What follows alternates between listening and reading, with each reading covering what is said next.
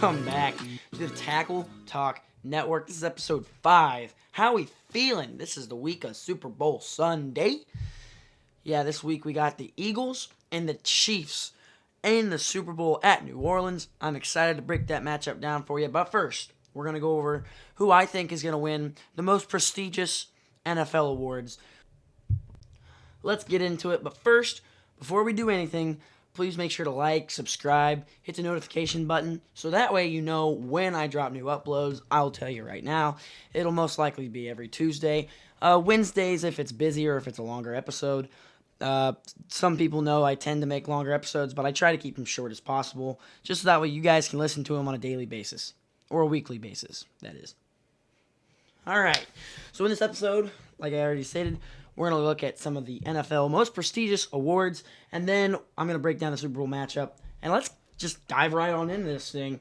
The NFL, I'm going to be predicting in the NFL awards the MVP, Offensive Player of the Year, Defensive Player of the Year, Offensive Rookie of the Year, Defensive Rookie of the Year, Comeback Player of the Year, and the Walter Payton Man of the Year.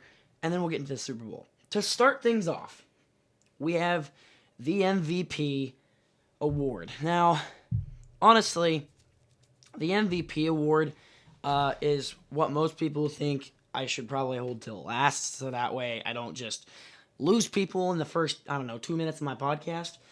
But just saying that, the MVP really came down to two players. It's between Lamar Jackson and Josh Allen. I really wish Saquon Barkley could win this award, seeing that, the guy ran for over 2,000 yards this season. Not very many running backs have ever been able to do that in NFL history. But no disrespect to Lamar Jackson or Josh Allen. They both put up pretty decent years. My prediction for this award is going to go to the Buffalo Bills and Josh Allen, seeing that Lamar Jackson already has 2 MVP awards, and because of what some people call the narrative, basically it's that Lamar is really good in the regular season and not great in the postseason.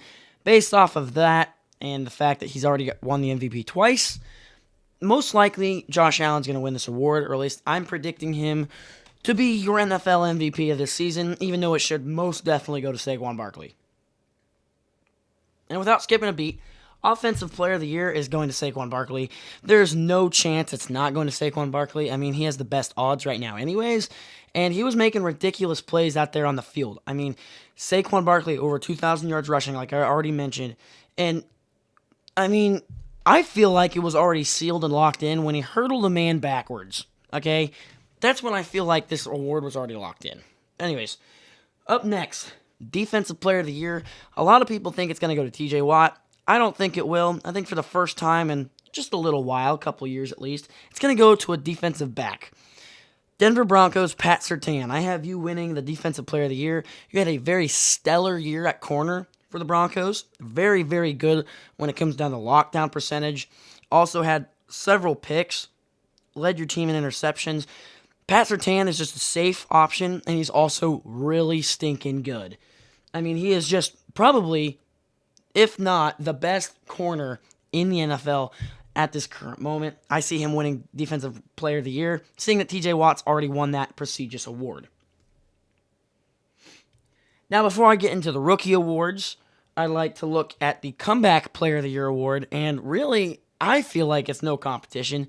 Also, seeing that, you had people like Damar Hamlin and J.K. Dobbins go up for this award, I really feel like it goes out to one person and one person only, even though all the people up for all these awards have put in all time and effort to be able to win this prestigious honor.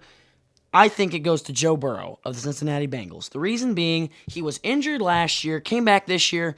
Their team still had the same record, but he led the NFL in passing touchdowns, passing yards, and completion percentage. He led the entire NFL in all of those categories, and for some unknown reason, he's not up for MVP. I don't know what else to say other than he's getting Comeback Player of the Year award, because last year he was injured, and this year, even though I do think it has to be from an injury more severe than that, maybe he does qualify for this award. I'm not saying not everybody qualifies for certain awards. I think everybody deserves an award. But Joe Burrow lit it up this year with the Bengals. he deserves Comeback Player of the Year. Now on to the two rookie awards. We have Offensive Rookie of the Year and Defensive Rookie of the Year. And these races, well, at least the offensive one, in my opinion, is a lot closer than the defensive one. So your Defensive Rookie of the Year is Jared Verse of the Los Angeles Rams. He's an edge rusher. I mean, he put on a spectacular season for the Rams. I believe he had 8.5 sacks. I mean, he was just perfect. He was their answer that they needed once they got rid of Aaron Donald because he retired. They needed another edge rusher that could get after the quarterback, and I feel like they found that in Jared Verse. Jared Verse, by far, in my opinion, the best defensive player that the Rams have on their entire roster right now, and he's a rookie. And that man had the gall to talk back to Eagles fans. All respect goes to Jared Verse. He's put out a wonderful season, and based off that beard, you'd think he'd been in the league for at least 8 or 9 seasons. But man, Jared Verse is going to be your Defensive Rookie of the Year. Now, Offensive Rookie of the Year came down to a lot of different moving pieces. Some people think it should be Brock Bowers because, yeah, he broke several NFL records as a rookie tight end, and that's insane to think about as being a Chiefs fan. Like, I don't like the Raiders, but I love Brock Bowers. And I wanted to give this award to him so bad, but I know how the NFL works. It's either going to go to Bo Nix or Jayden Daniels. And what am I even saying? Jayden Daniels is going to be your Offensive Rookie of the Year. I mean, this guy took a Washington team. Granted, it's not all his, and a win is not a quarterback stat. But he helped lead this team to a 12-5 record and make it to the NFC Championship game when last year they got the number 2 pick. I mean, you just got to look at the stats and look how much Jayden Daniels brought to this team and how much he improved the stock around him. I mean, people were looking at this Washington Commanders team thinking, oh, they signed not Baker. They signed washed Bobby Wagner, washed Zach Ertz, and they signed Austin Eckler. They signed washed Austin Eckler. They were like, this team is not going anywhere this season. They're just cutting their losses. They're not starting Jayden Daniels. And then when they did start Jayden Daniels, everybody started to question it. First couple games, it kind of looked a little, he had to get his feet underneath him. I mean, the Bucs blew him out in week 2, but then after that, he started gaining ground, started gaining traction, and just took off. And now he holds a lot of NFL rookie records for quarterbacks. And I do believe that he's a great and wonderful dude and a great quarterback, and that's why I have him winning Offensive Rookie of the Year. Now, what most people consider is the most prestigious award in the NFL awards is the Walter Payton Man of the Year award. It's an award that is supposed to award a player that shows excellence on the field as well as excellence off the field, helping out their community. And they normally have some sort of charity or something going of that sort of thing, kind of like that.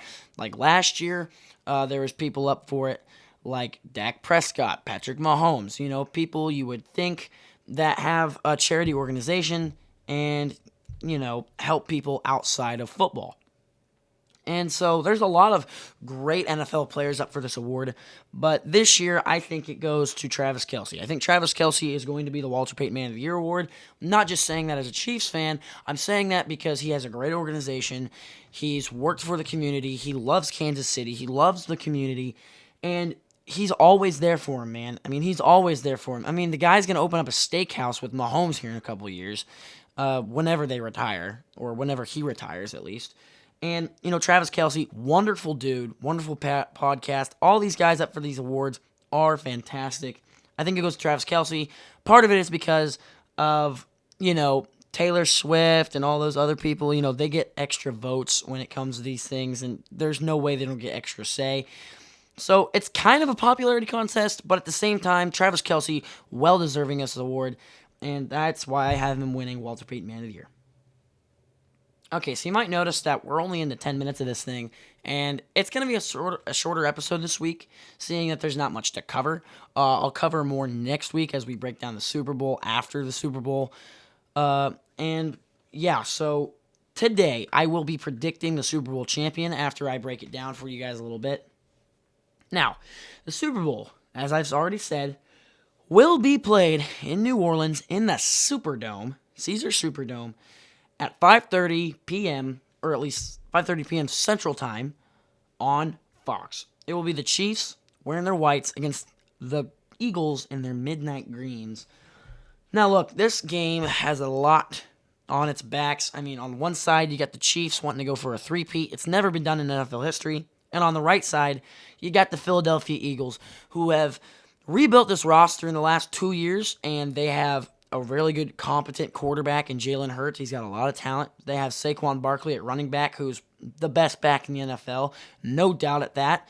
They have a really good defense. They have, in my opinion, the number one defense in the NFL. The numbers back it up according to points per game. They are the best defense in the NFL. They have the best passing defense in the NFL with 2 rookie corners. I mean, this Eagles team, let's just talk about the Eagles for a minute.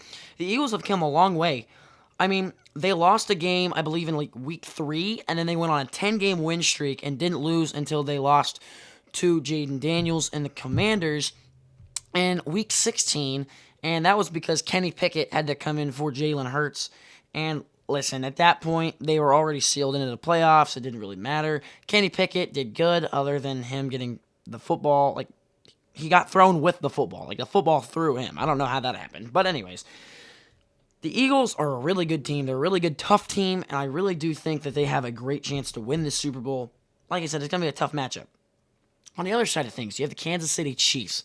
Kansas City Chiefs reigning from Missouri as the former Super Bowl champions of last year and the year before, have an opportunity already, they've already made history, to have an opportunity for a three-peat. No team in NFL history has been able to win 2 Super Bowls and then make it back for a 3rd Super Bowl in a row for a chance to three-peat. Now, the last team to make it to 3 Super Bowls in a row was the New England Patriots back in 2016, 17, and 18, and they lost the second one in between those games. They lost to the Philadelphia Eagles, but they won the other 2. So technically, we're not the only ones to be going to 3 in a row, because technically the record is 4 in a row, if you count the Buffalo Bills losing all 4 in a row back in the 90s, 91, 92, 93, and 94. The Chiefs have something in their grasp that no other NFL team has done before. And I really do think they can get it done. One thing they have to do, they have to get the ball to Travis Kelce. They have to run the ball with Kareem Hunt. They also have to spread the ball out a little bit. I only say they have to get it to Travis Kelce because on those crucial 3rd and 4th downs, which I know in 4th down in the Super Bowl, Andy Reid's probably going to go for it. We saw it last year. They went for it on 4th down a lot more against the 49ers. And even against the Eagles, they went for it on 4th down. And Mahomes in both of those games wasn't necessarily the healthiest Mahomes. I feel like in the last 3 years, this is the healthiest Patrick Mahomes has been going into the Super Bowl in the last couple seasons. I mean, you can go back and look. His ankle's been giving him problems. His leg's been giving him problems. But this year, he's like 100%. He's ready to go. And these teams, the only difference in these teams, in my opinion, other than style of play and offense and defense and numbers and stats and star players, is the Chiefs have more experience in the Super Bowl than the Eagles. I say that because the Chiefs know what it is. They know how to overcome the big hill. They know how to win. And so it's going to come down to who really has the ball last, in my opinion, in this game. Some people are hoping for a scoring fest, if Saquon gets how many yards, whatever. I really think it's going to be more of a defensive game rather than the first time they played. So I'm saying they still each score probably about 20 points. However, and I'm going to give a scenario that both of them win, in my opinion, and both of them lose. So, the Philadelphia Eagles, let's start with them. If they can get Saquon to rush for over 150 yards, in my opinion, I think they already have the game sealed, unless they turn over the ball. That's my counter argument to that. If they can get Saquon Barkley over 150 yards and commit at least less turnovers than the Kansas City Chiefs. Because if the Chiefs commit 1 turnover and they commit none, or if the Chiefs commit 2 turnovers and they commit 1, as long as they win the turnover battle and Saquon has over 150 yards rushing, or I'll even say this, if Saquon and Jalen Hurts have 200 yards total rushing, they're going to win the game. Okay, that's just how it's going to be. Now, on the Chiefs side of things, also, if they can win the turnover battle, because historically, this year, there's only been one team to win a game while also losing the turnover battle. And it was actually the Kansas City Chiefs in the AFC Championship game. They had 1 turnover and the Bills had 0. Technically, if you don't count turnover on downs, if you're just counting normal turnovers. Anywho, the Chiefs have to win the turnover battle. And I think Mahomes needs to throw for at least over 200 yards. I mean, every time they've been in the Super Bowl, he's done it. He's passed for multiple touchdowns and multiple yards, over 200 yards in the Super Bowl. So I don't think it's going to be too much of a problem for Patrick Mahomes to get up and going and get hot. And neither is it going to be for Saquon Barkley. So this is going to be a very close, very good game. I do feel like it's going to come down to field goal kicking, which if you look at the stats, Harrison Butker is way more accurate than Jake Elliott. Not necessarily in a career stance. I mean, he is, but not by a large margin. Jake Elliott has been very, very good in his career for the Philadelphia Eagles. However, this year, he's started to slip up a little bit. You can tell that he's aging. I do feel like Jake Elliott is a very competent kicker. I'm not saying that he's not. I'm sorry if you're listening. Probably not. But Jake Elliott, amazing kicker. I do feel like the Chiefs have the advantage with Harrison Butker over him. And, we'll just see what happens. All right, so my official prediction for the 2024-2025 Super Bowl 59 in New Orleans in the Superdome between the Chiefs and the Eagles, my final score prediction is going to be 27-24 Chiefs. I really do think the Chiefs will complete the three-peat. They'll go beyond Pluto, as Mitch Holthus says, and they're going to get the W and get the job done. Thank you guys for listening to my podcast. I appreciate it. Go ahead and give me a like, follow, rate. If you're on Spotify, rate it 5 stars. I appreciate it. And I hope you all have a wonderful day. And as long as you're listening outside while you're working or inside, I thank you for listening to my podcast. I am Graham Higbee of the Tackle Talk Network, and I'll see you next week.